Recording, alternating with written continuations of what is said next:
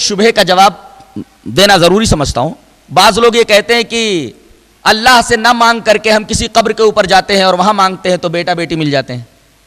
بیٹے کی درخواست کرتے ہیں تو وہاں بیٹا مل جاتا ہے, بیٹی کی درخواست کرتے ہیں تو وہاں بیٹی مل جاتی ہے.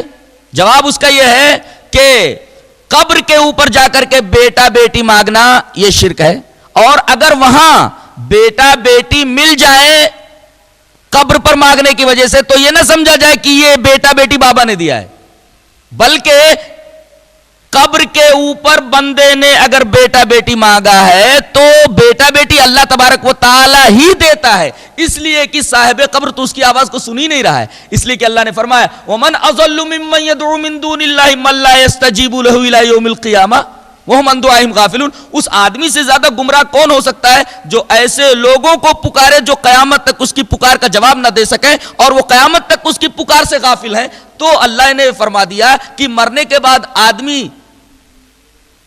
کا تعلق عالم دنیا اس عالم سے اس دنیا سے کٹ جاتا ہے, اس کا تعلق دوسرے عالم سے ہو جاتا ہے جس کو عالم برزخ کہتے ہیں, اور یہاں کی آواز وہاں تک نہیں پہنچائی جا سکتی.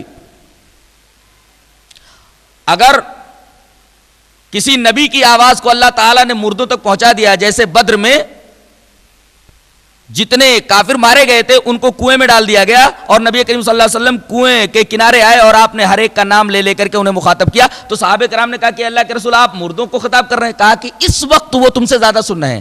تو یہ نبی کریم صلی اللہ علیہ وسلم کا معجزہ ہے, عام طور پر مردوں تک اپنی بات کوئی نہیں پہنچا سکتا, یہ آیت کریمہ بتا رہی ہے. اور ایک جگہ اور فرمایا گیا انما یستجیب الذین یسمعون, سننے والے ہی جواب دیتے ہیں. قرآن کا یہ کہنا ہے والموتى یبعثھم اللہ, اور مردوں کو تو قیامت میں اٹھایا جائے گا. یہ آیت کریمہ بھی بتا رہی ہے کہ مردوں تک آواز نہیں جا رہی ہے ہماری, مردے جب ہماری آواز کو سن ہی نہیں رہے تو ہماری درخواست کیا قبول کر سکیں گے. قبر کے اوپر بیٹا بیٹی اگر مل جائے تو وہاں بھی اللہ ہی دیتا ہے, قبر والا بیٹا بیٹی دینے پر قادر نہیں ہے. سوال یہ ہے کہ وہاں اللہ کیوں دے دیتا ہے؟ جواب اس کا یہ ہے کہ دیتا تو اللہ ہی ہے, لیکن غیر اللہ سے مانگنے کی وجہ سے اللہ تبارک و تعالیٰ اس کو یہ سزا دیتا ہے کہ اس کا ایمان سلب کر لیتا ہے.